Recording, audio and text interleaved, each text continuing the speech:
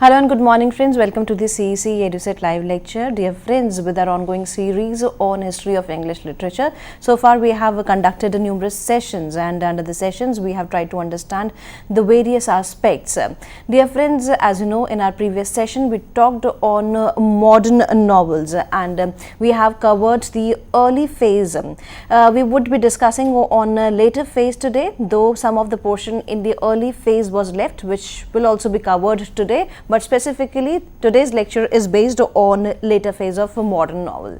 And for this, we have once again with us in our studios Professor Bhim Singh Dahiya. Professor Bhim Singh Dahiya is a renowned professor who has followers and students worldwide. Dear friends, let's welcome our guest, Professor Bhim Singh Dahiya, under whose guidance we would be discussing on early as well as later phase of modern novel. Hello sir, welcome to the EduSet lecture. Thank you.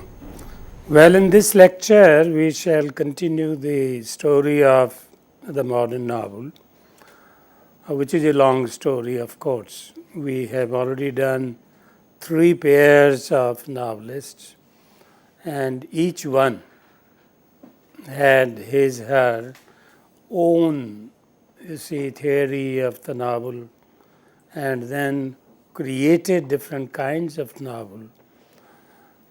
And that is not the end of it. These 6, there are further. So we begin with,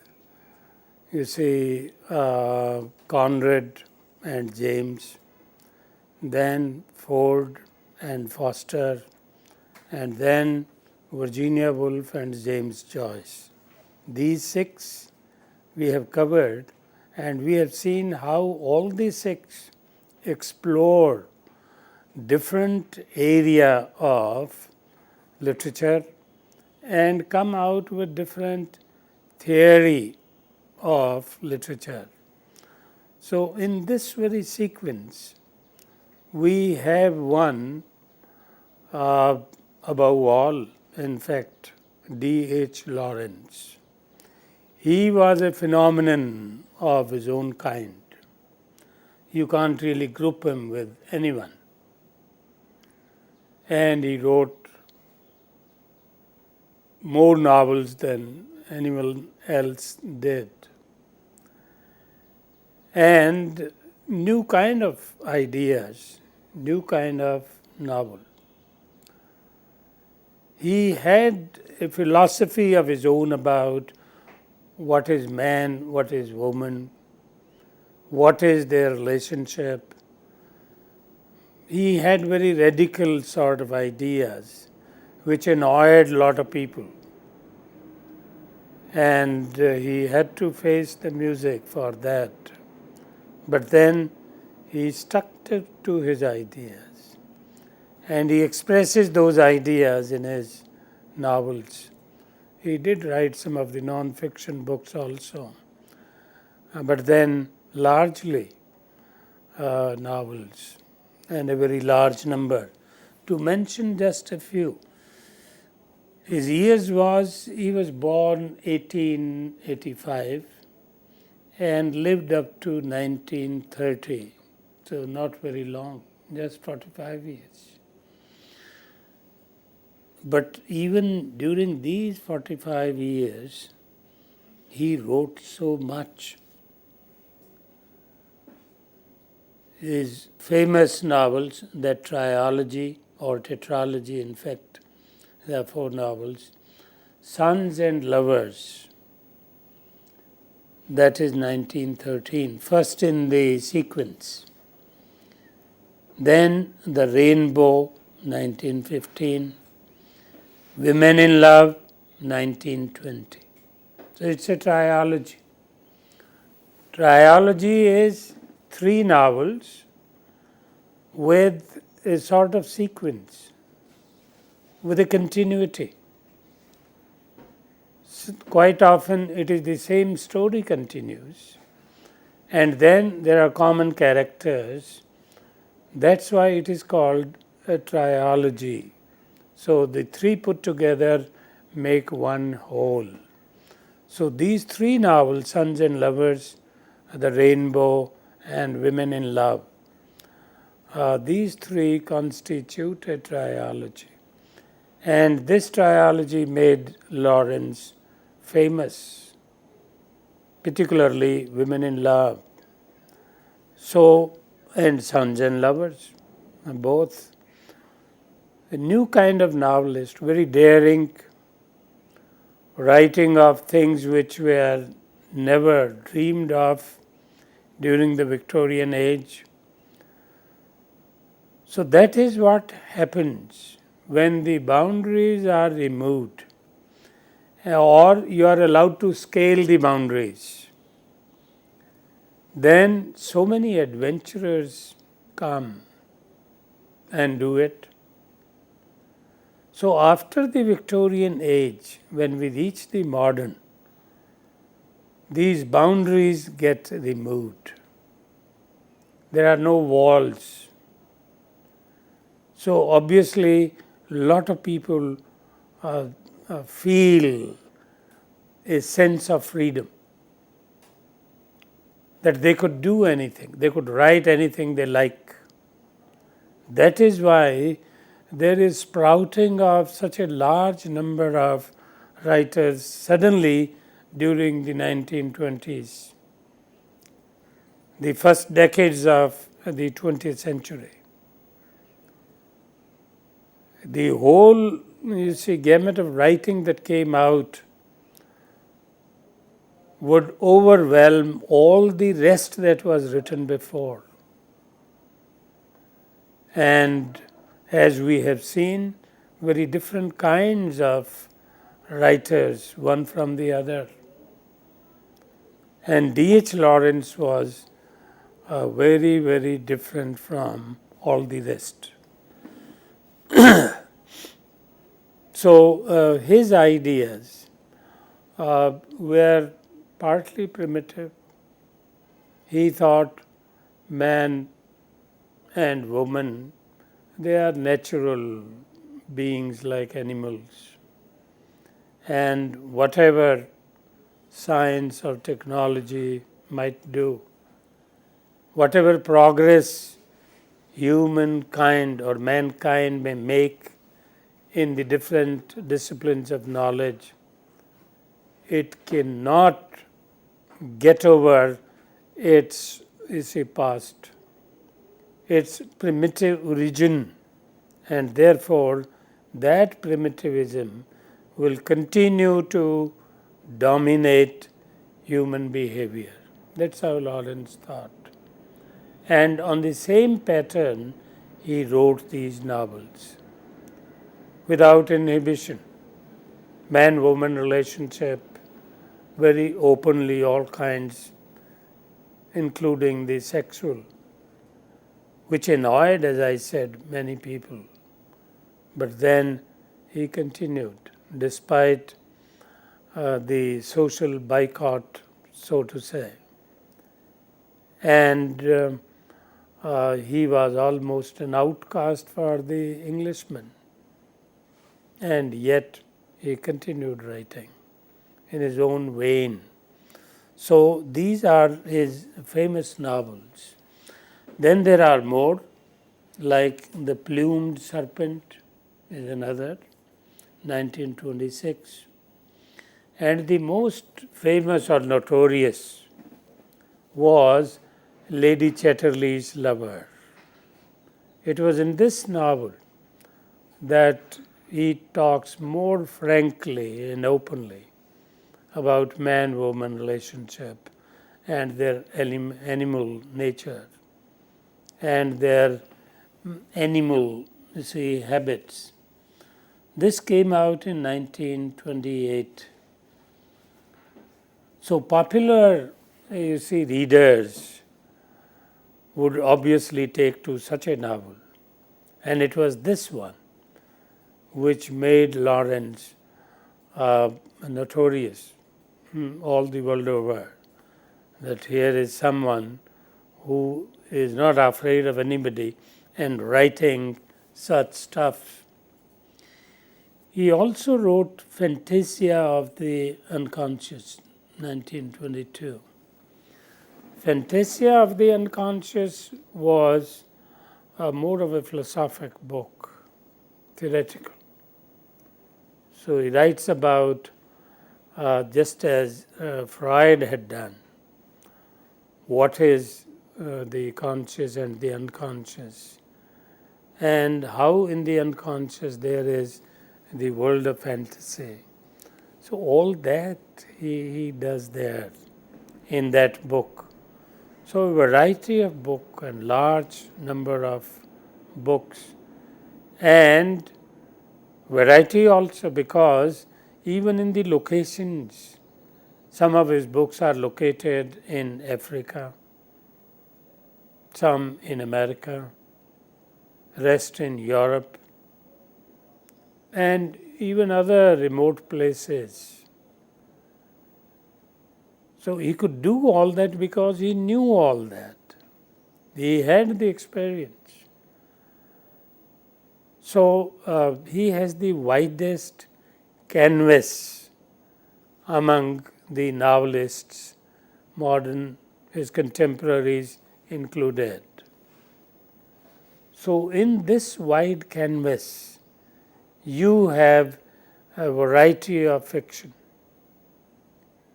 You have a very strange sort of stories. By the way, Lawrence also wrote short stories. There also he made a mark. A very different kind of short story came. So modernist literature is a very, very vast field by itself.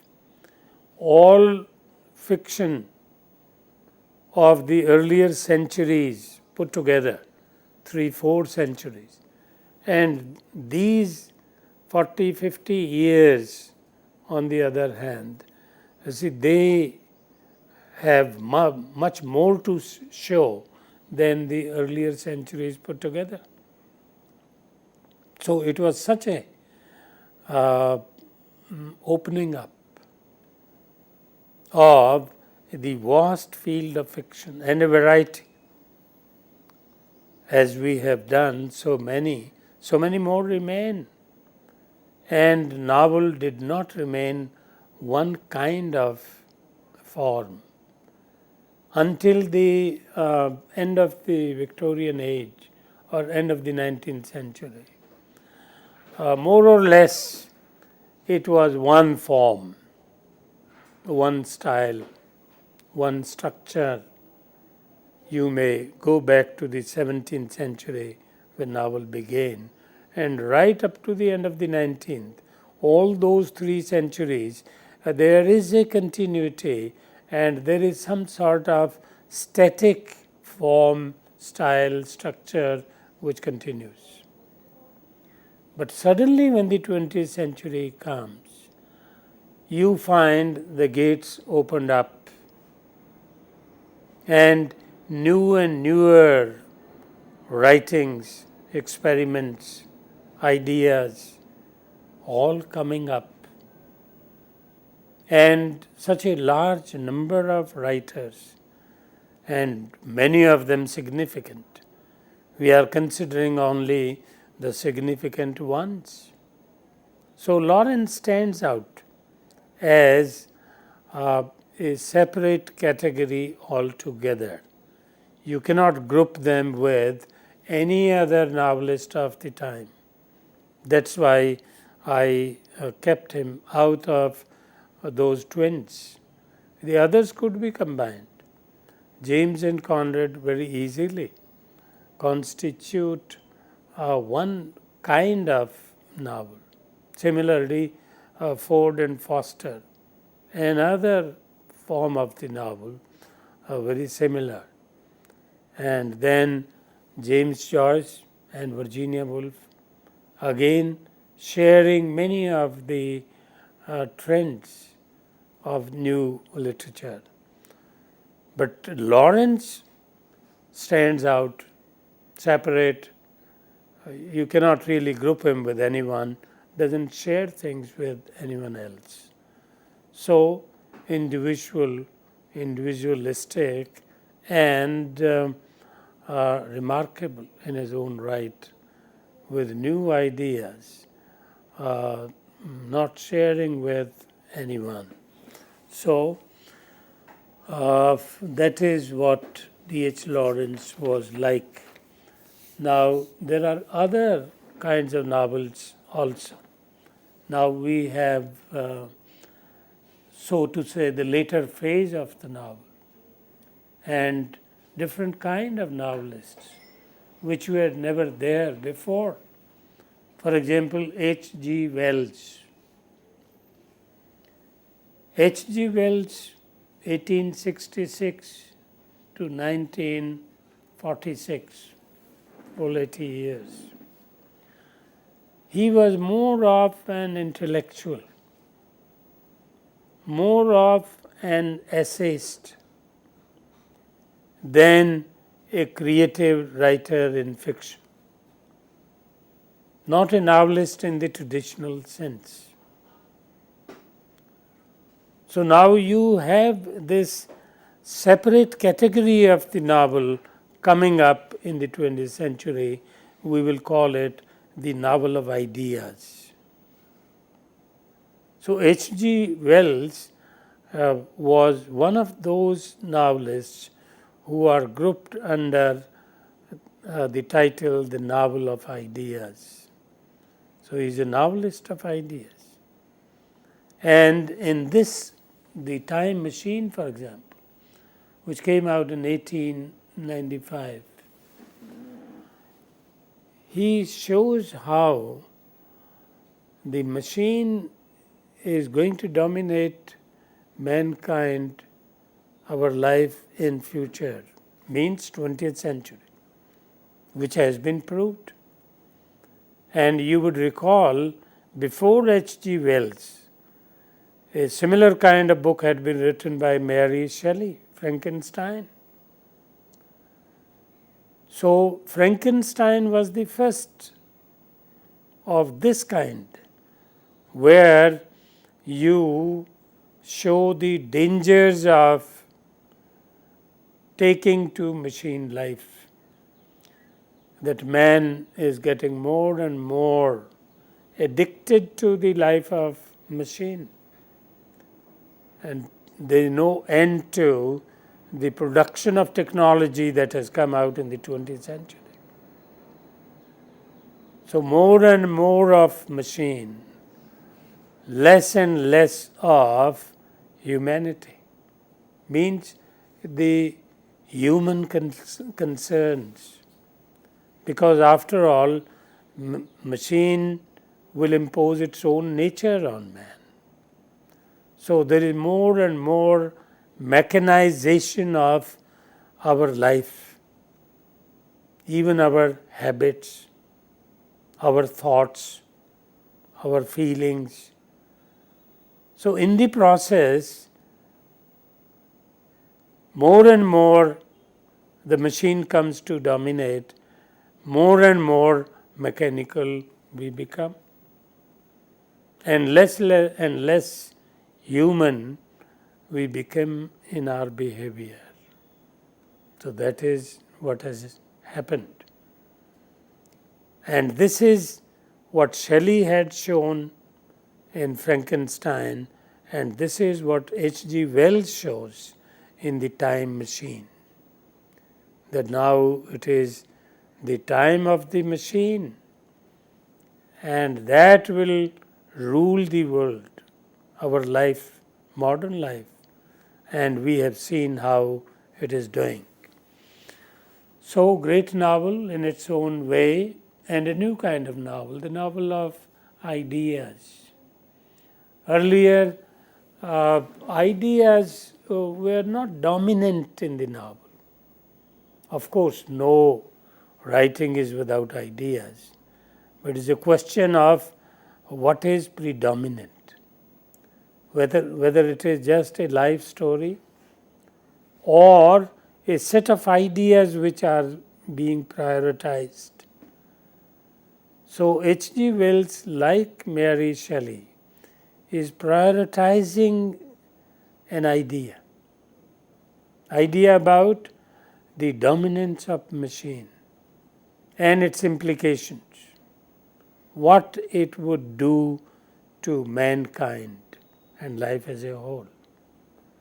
So that is what the time machine is about.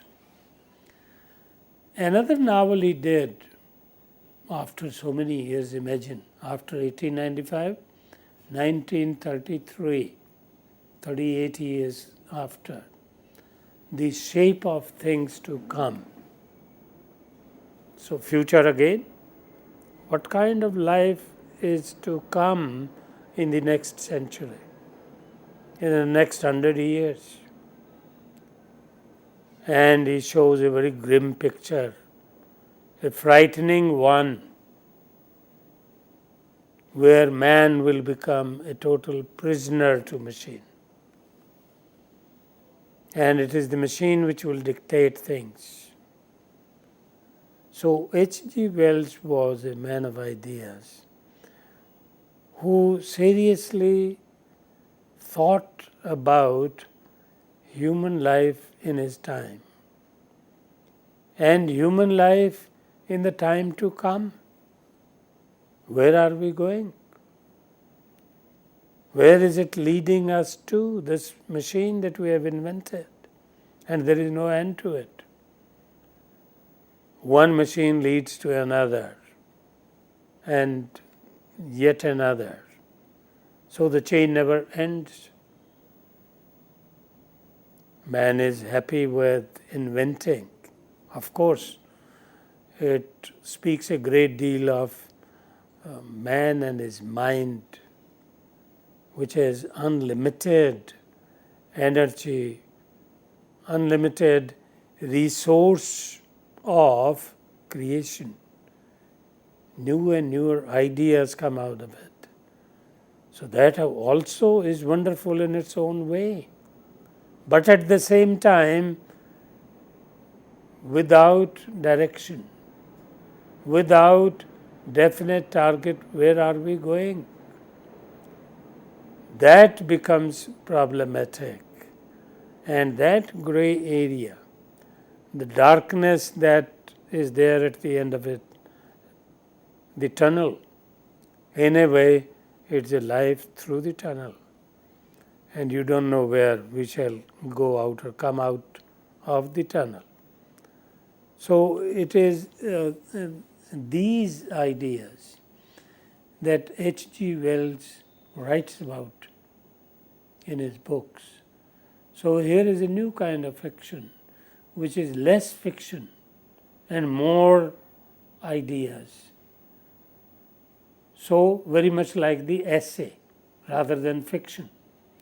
So you can see how now the various, genres are mixing, various forms are mixing.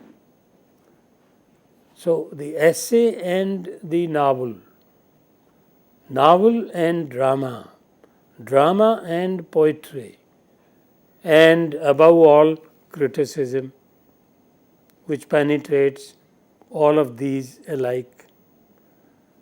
So there is a mixing and a sort of integration at times of all these different forms of literature, different areas of literature, and through these mergings, new combinations emerge. You have new and newer things coming. So what we broadly used to have are 3 or 4 things like poetry, drama, novel, and criticism. Now it creates through combinations so many more forms which are new and newer forms, and therefore you cannot continue with the old descriptions, those 3 or 4, because they are not able to cover the new kind of things which have come up through these combinations and through new and newer ideas, knowledge, experience of life in the 20th century. So you have now multiplication of forms. So large number of styles, large number of structures, large number of forms, and unlimited ideas. So all that has gone into modern writing. That is why a modern period is taking so much of our time. The other periods we could cover in a week or two maximum. But here the story continues because you have so much to look into. You can't ignore, because each one of these has its importance in its own place. And if you leave out a portion of an important aspect of modern writing, modern literature. So in the modern novel also, you have different kinds of novel. To begin with, we had some sort of continuity of the tradition with the Victorian age in Henry James, in Conrad. There was continuity. At the same time, there was a break, introduction of one or two new things, followed by E.M. Foster and Ford. They broadened the canvas of the novel, introduced the international canvas. So something new, a new dimension added, and therefore new perspective come, and new technique, style, the ingredients of literature, they also undergo a change. So all that happens. And then came Virginia Woolf and James Joyce. They transformed it, having nothing in common with the Victorian novel. So from Jamesian and Conradian continuity, now there is a complete discontinuity with the past, with the 19th century, with the Victorian age. So that's how it develops. And by the time we reach H.G. Wells and others, Galsworthy, for example, will take up the next. So there we find the novel has become something, novel of ideas now, not just novel. So ideas are equally important or more important. So a new form of the novel, not the traditional storytelling for entertainment, but more emphasis on thought. So you have novel of ideas, in which we have considered H.G. Wells. We will consider more now later. Thank you.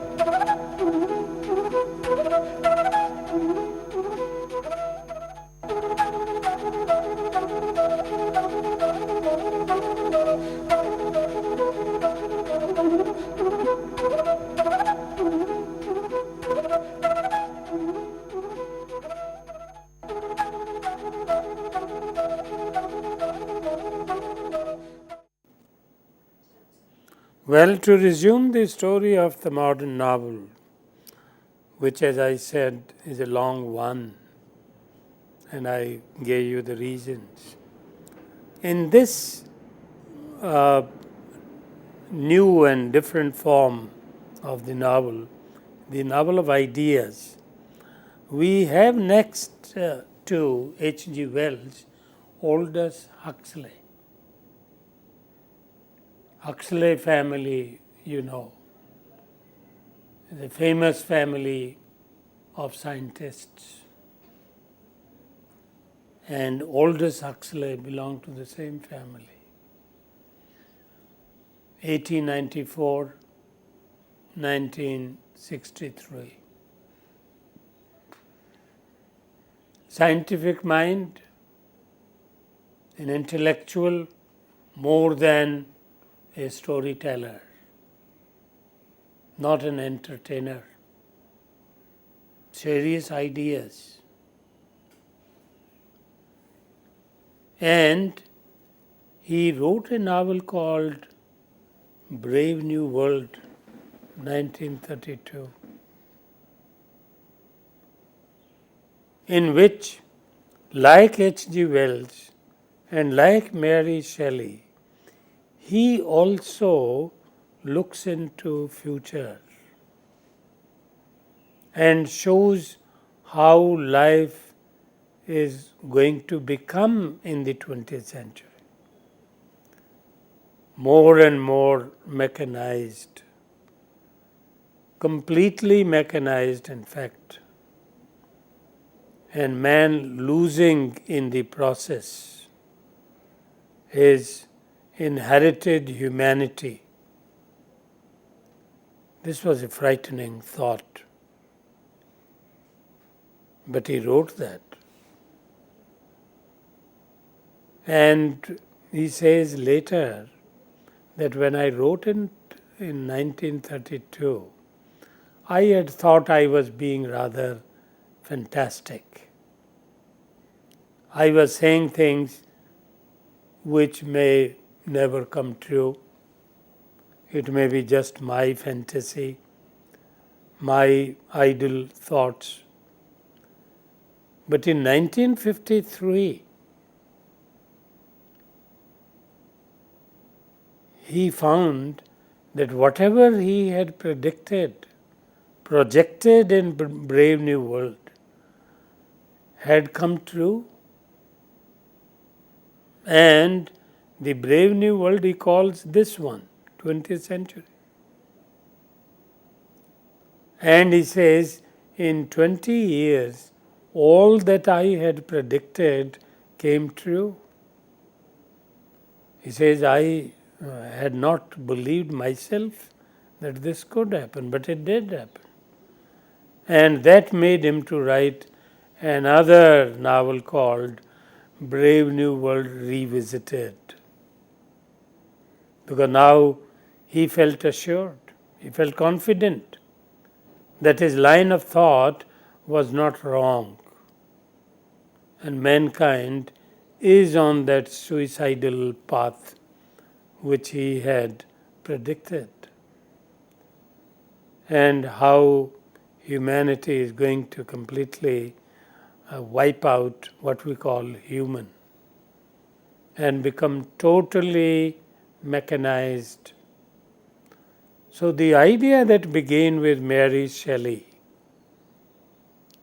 is now being seriously taken up, because in these 2 centuries, many things which were feared and were projected as fearful fantasies had come true. So these novelists of ideas, H.G. Wells and now Aldous Huxley, they wrote novel of ideas were not the storytelling, not for entertainment, not for a plot where you have incidents and characters, where you used to wait in the Victorian novel, what next, what will happen next, and which are the interesting characters.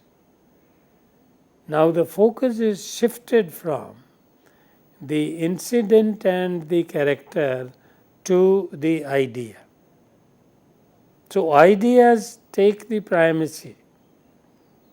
Ideas become central to the novel and not incident and characters. So plotting is not important. Even structuring is not important. What is important is the message.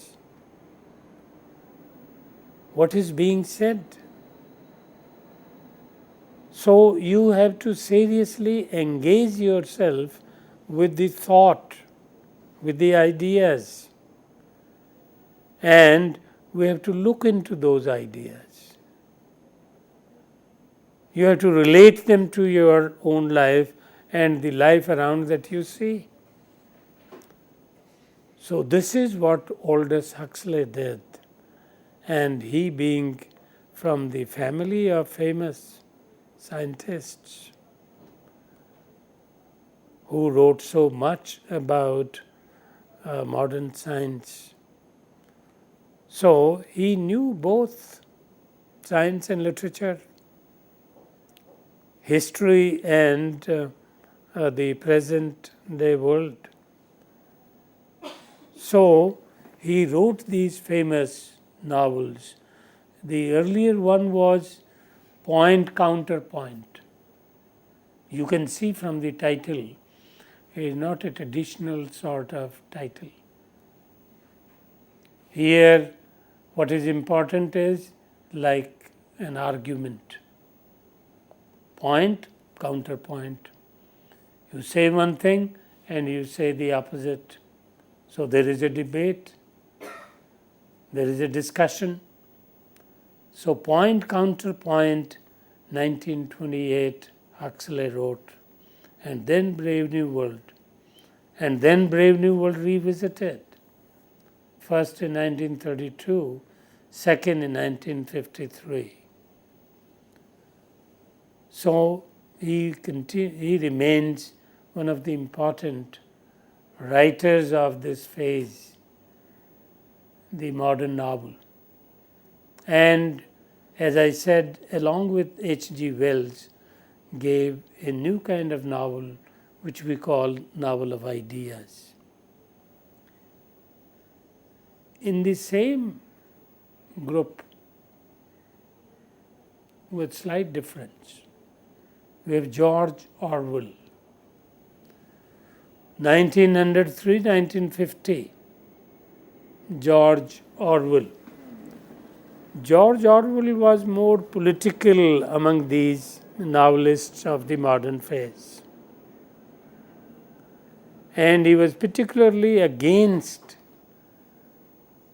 authoritarianism, dictatorship, even of the proletariat. That is why in Animal Farm, he comes very heavily on Marxism, the kind of government, the kind of administration, the kind of political setup that had come in Eastern Europe, Russia being the central country, dominant one also. So George Orwell is critical of that kind of regime. So in a way, political. So overtly, so openly, no other novelist of the phase we call modern was political like he was. So George Orwell wrote very daringly this novel, Animal Farm, 1945.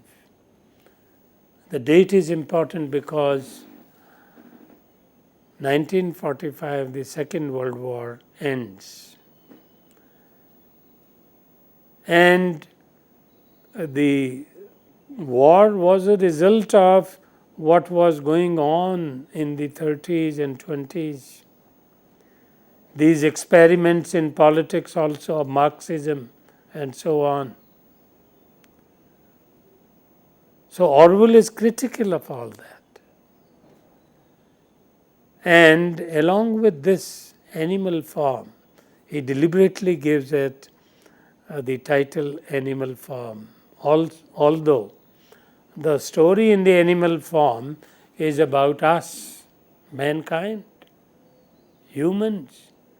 But then if you impose a system of administration which treats humans like animals, and you reduce a country, a state into an animal form, so dumb driven cattle, this is what he shows. He says totalitarianism ultimately leads to this. It is anti-human, it is against mankind, and ultimately it destroys something valuable. So he wrote Animal Form. And even more important than that, he wrote another novel, 1984. 1984, he completed and published in 1948. 48, reverse 84. So after about this 40 years period, what things would be like? Again a futuristic novel. And the future shown of mankind in this novel is very bleak. Again a frightening picture of where we are going. In the blind alley, under the tunnel, where there will be all darkness and you don't know where to come out of all this.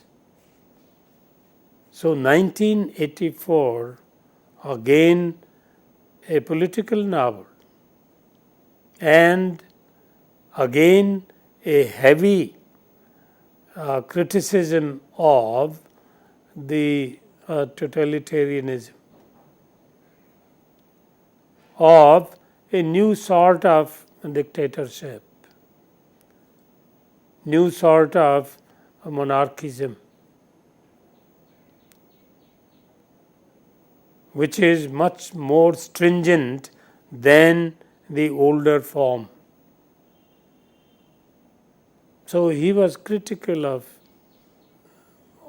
these two things, and that is why in the West he was glorified. In the East, particularly Eastern Europe, he became notorious because he was writing against things which they were practicing. So that made him controversial also, because many readers thought that he was taking a clear side with the West, and he was attacking the Russian bloc, and he was siding with the American bloc, crudely putting it. So he involved himself through his writings into this politics of the day. But to be honest and to be fair to George Orwell, his 1984 is a futuristic novel. It tells us about things to come, and we have gone now past 84. We have seen 1984 also. Of course, the world didn't end there. World is still continuing. So all these prophets of doom are proved false also, are proved wrong. Even Orwell has been proved wrong.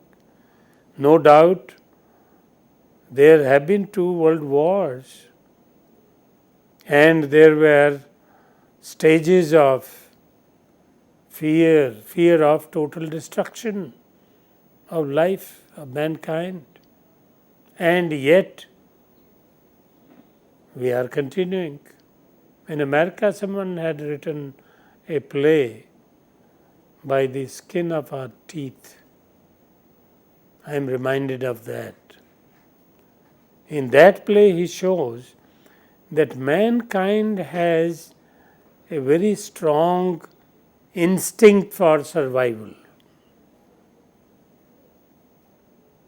The skin of our teeth is the softest part of our body. He says, even if mankind has to live by this one, they will not fail to survive. So survival instinct is so strong, whatever the conditions,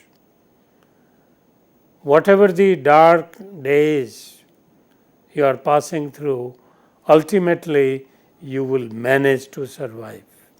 That is what the play is about. So George Orwell portrays a very grim picture, but then we have passed that stage also. We are now beyond 1984, and whatever dark picture he had projected, fortunately, had not come true. So this happens. No one can really be authentic about future, and one should not try to do that. It's better to concentrate on the present. Concentrate on things that you know, and don't meddle with what is to come. Who knows what is to come? So George Orwell wrote these famous novels. They are in a way period pieces. Period because they are relevant to a particular phase of modern history. The period around World War II, the end of it. So political novels, and that too confined to a particular period of time. So these are the limiting factors. A certain kind of politics coming under attack and related to a particular period, strongly rooted into it, these two become limiting aspects of the novels of George Orwell. That is why these days not many people really go back to George Orwell. At one time, very popular, very controversial also. In fact, if you are controversial, you will become more popular.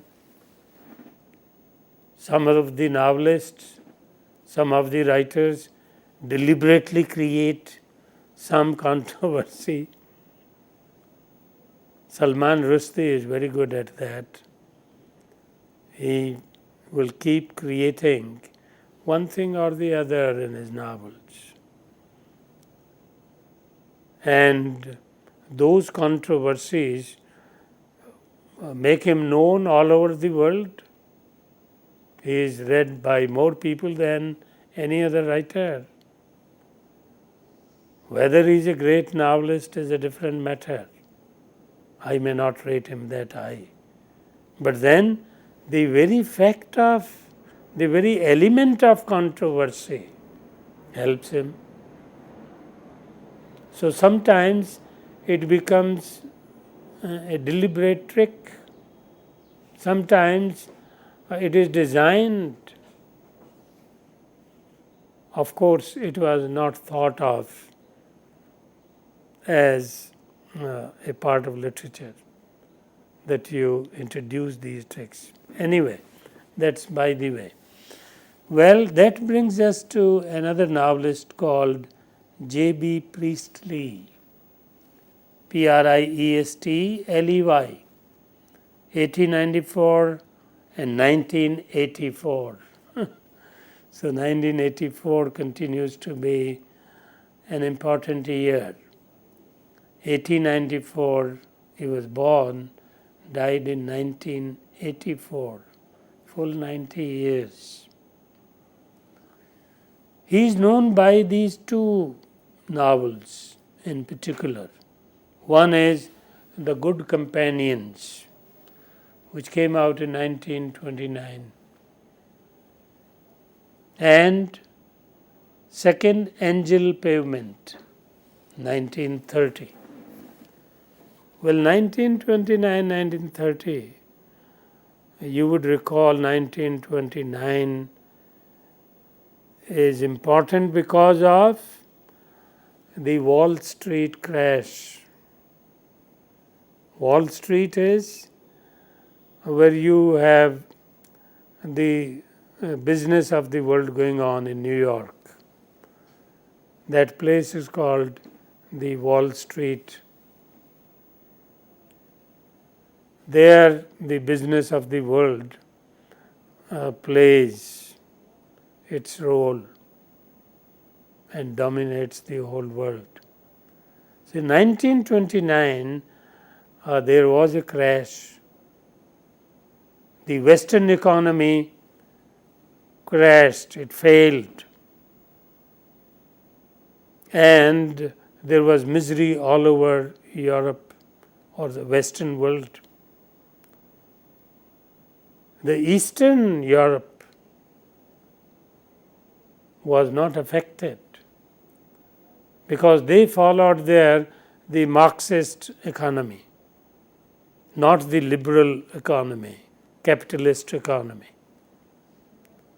That is why in the 1930s, after the Wall Street crash, so many writers were attracted by Marxism. So 1930s became a decade known for the Marxist writers, although economically known as the decade of depression. But in literature, in politics, it is known as a progressive decade because Marxism then prevails. It became predominant, became attractive even to the American writers, to the writers of the West. But they also got curious, how come everything has failed in the Western world and they remain unaffected? So there must be something in Marxism. So that curiosity and that historical fact of 1929 Wall Street crash, that made a difference, and so many writers got attracted to it. So even J.B. Priestley and others, Huxley, Orwell, they were writing at this time, and the modern age becomes a sort of proliferation, because beginning with the beginning of the century, it is continuing in the later half of the 20th century. Such a long period, no other historical period has, as modern period has. Of course, after World War II, many people prefer to call it the period of postmodernism. We will come to that later. But then modernism, postmodernism are inseparable twins. You cannot separate them. You cannot discuss postmodernism without modernism, because modernism is again there, only post is added, which means essentially modernism is continuing. So that's a different story. We will take it up later at some stage. But then J.B. Priestley wrote these two novels, The Good Companions and The Angel Payment. So like H.G. Wells and George Orwell, he too was more of an intellectual than a creative writer. And quickly, John Galsworthy, let it be the last one. He too was in the same line, John Galsworthy, 1867-1933, and he wrote three important novels: A Modern Comedy, 1929, The End of the Chapter, 1935, and before that, The Old Wives' Tale, 1908. So this was the series of writers, or a group of writers, which was not really a group. Each one was an individual, each one writing in his own vein, with his own individual philosophy, outlook, style, so on and so forth. So there ends, tentatively at least, there remain an important part, which is criticism. We'll take up later. But for the time being, the modern novel story is over, and therefore, thank you. With this note, thank you, sir. Thank you so very much. Once again, we got deep insight into the teachings, and we believe that all the content which has been delivered to you are going to be very, very beneficial for you. So dear friends, if you have any queries or if you want to give your feedback for this particular lecture, then you can mail us at info.cc@nic.in. The lecture is going to be uploaded on YouTube very soon for you. So keep watching us and keep giving your feedback. We would be meeting again very soon. Till then, take care. Goodbye. Thank you, sir. Thank you so very much. Thank you.